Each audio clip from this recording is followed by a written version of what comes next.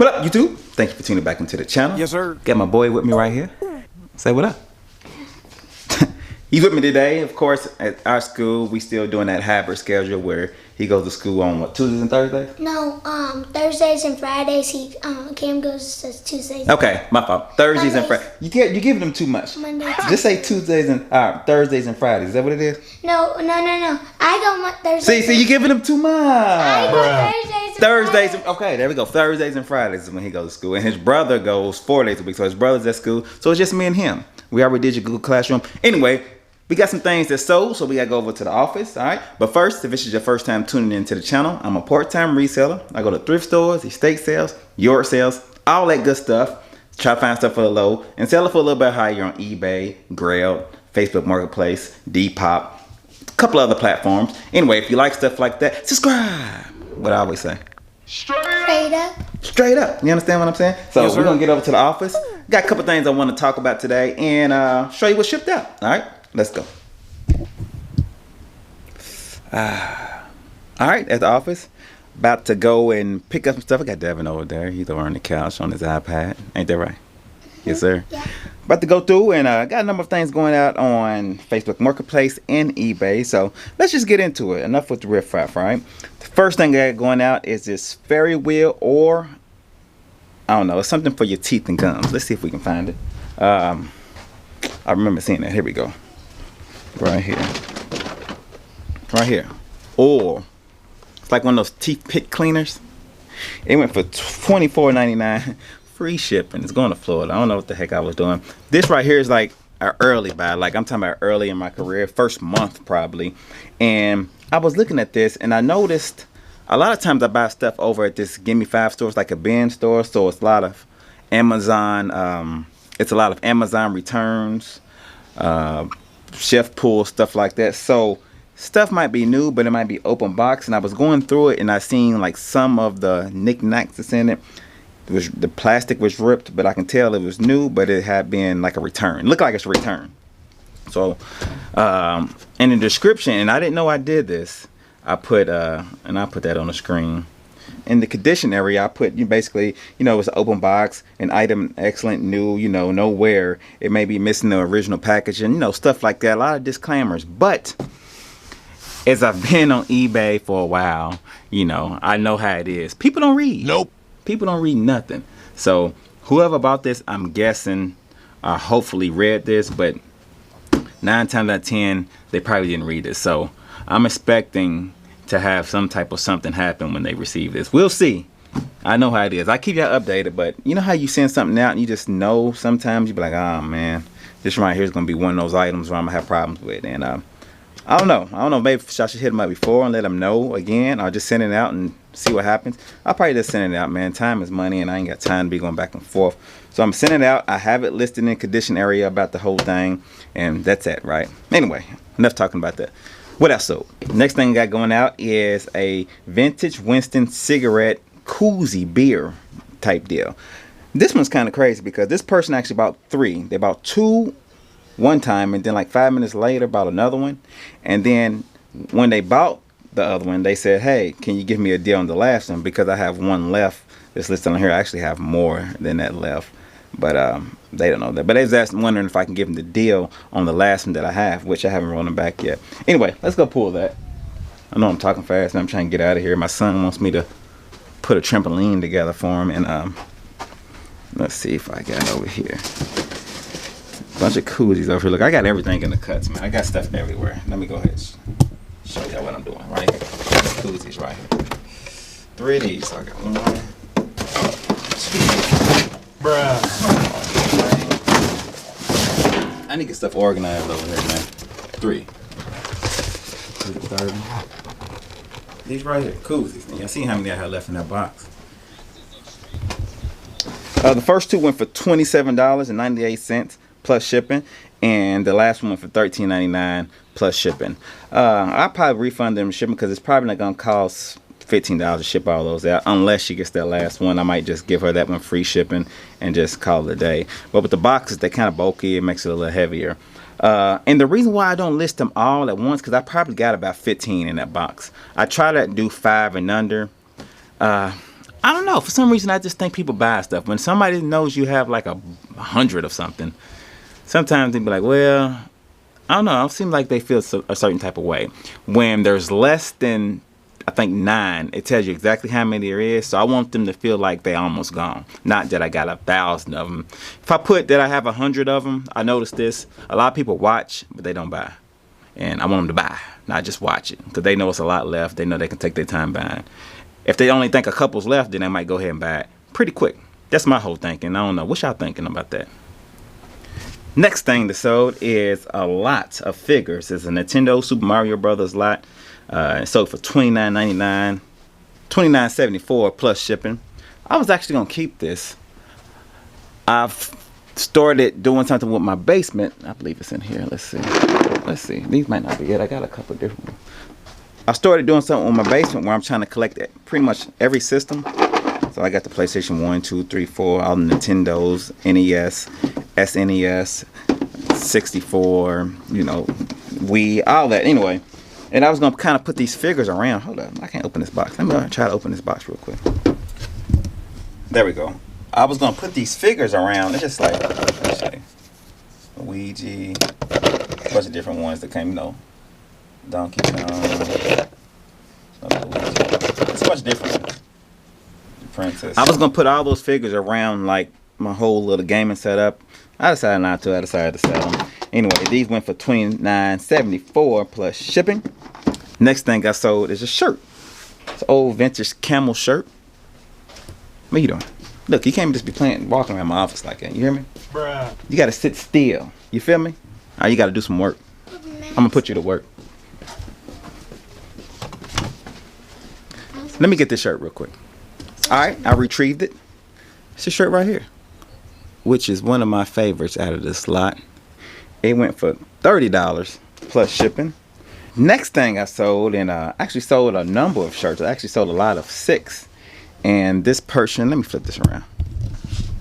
This person bought a lot of these, the same one I just showed you.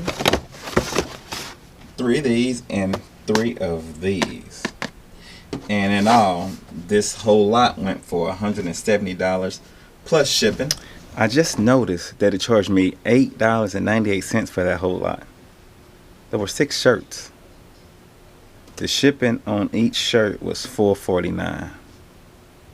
But when I got a quantity of 3, it still only charged $4.49. They got 2 different shirts, so I only charged shipping for 2 shirts when they got 6. Bruh. I probably would have. What I usually do is whatever shipping is, I refund them the difference anyway. But they didn't even give it to me at all. They just charged me for 2 shirts even though he got 6 shipping. I'm not tripping, but I'm tripping. You understand what I'm saying? Straight up. Did I do something wrong on that? I don't know. Anyway, the last thing we got going out on eBay is a patch. I'll put the patch on the screen. You know, a little bitty patch. This is not the ones I usually have. This came out of a yard sale, I believe. Pennies into it. It's sold for $14.99 plus shipping. Buyers about $20 into this little bitty patch. So great buy and great sale by me. That's everything on eBay. But what I do want to talk about is pricing your stuff right.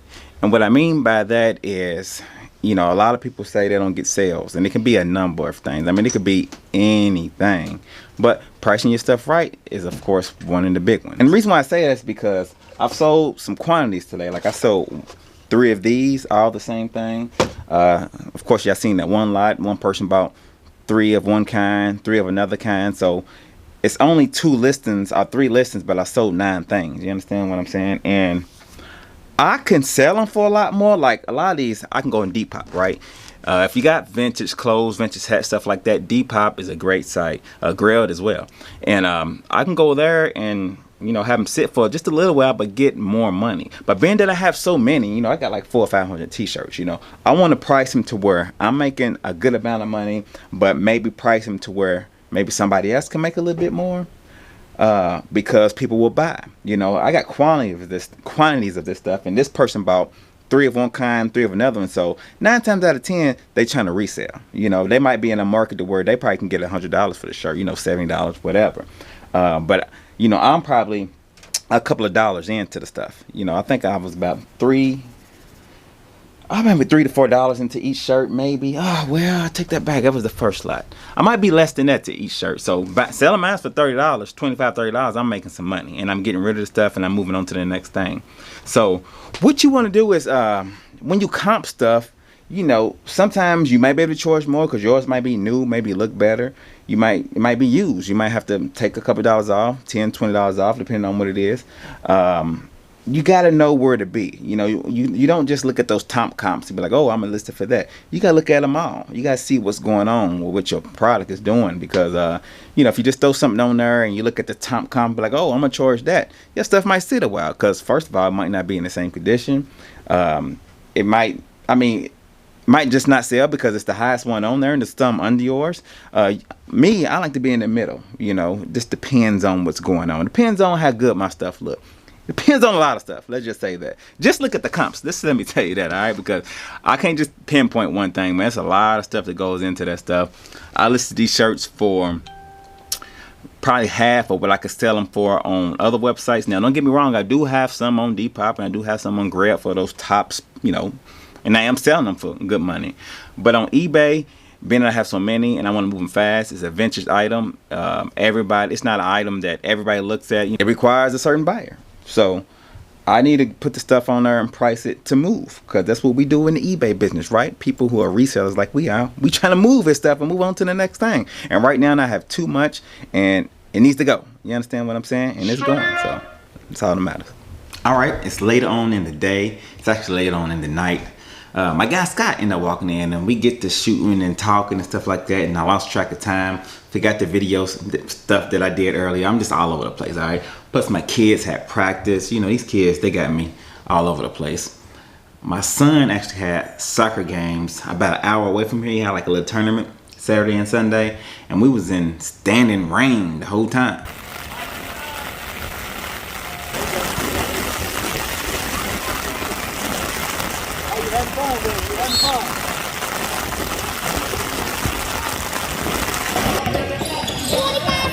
Didn't really get to film any of that because of course you seen the rain, and then my other son had a basketball game, just too much. Didn't really do a lot of filming, so next time I know a lot of you guys like me to show a couple of highlights and stuff like that, but just didn't feel like doing that this weekend. I was just enjoying the game. You understand what I'm saying? But I did set some stuff on Facebook Marketplace. I'm about to get into that now. I'm about to show you. I'm just kind of chilling. I'm not going to actually show you the physical thing, but I just want to show you, I tell you, and I put it on the screen somewhere. I saw the koozie. You know, this one's a 1991 camel koozie. You know, the one that looks just like a camel? Best way to describe it. Anyway, that's over $15 plus shipping. I sold another camel item. It's from the 1991 August the 24th Indianapolis, Indiana race. Just a bag, like a fanny pack type bag. Anyway, it sold for $10 plus shipping. So the hat, it's camel as well. All the stuff is camel, of course. Camel cigarettes. It sold for $26 plus shipping. Those hats, whenever I sell those hats for $20, $30, man, that's a great deal on those. I mean, those are great profit, let me say that, because I've been selling them between $15 to $40. And I sold a couple at $40, and you know, just depending on the site. Like I was telling you earlier, certain sites you just gotta know how much money you can make. If I sell it on Grail and Depop, I can get more than selling it on eBay. And last but not least, I sold a towel, a 1990s vintage camel towel. It's over for $10 plus shipping. So yeah, man, that's about it. Short video. I'm gonna kind of end it here. I get a lot of questions on, you know, how do you know what the price stuff at and stuff like that. It's all about just looking at comps, and you know, I'm not gonna repeat myself, but just look at them, price accordingly. If it's on there for a while and you feel like it should be selling quicker, go down. You know, sometimes you can sell it too fast and you think you sold it or you didn't charge enough. You know, I've gotten a lot of stuff where I charged something in the sale. 5 minutes later, I'm like, man, I didn't charge enough. You know what I'm saying? So if you want to, start high and then work yourself back down, unless you just in the bind where you got to sell it right then and there. You understand what I'm saying? But anyway, with all that being said, y'all like, comment, subscribe. Y'all be good. Peace.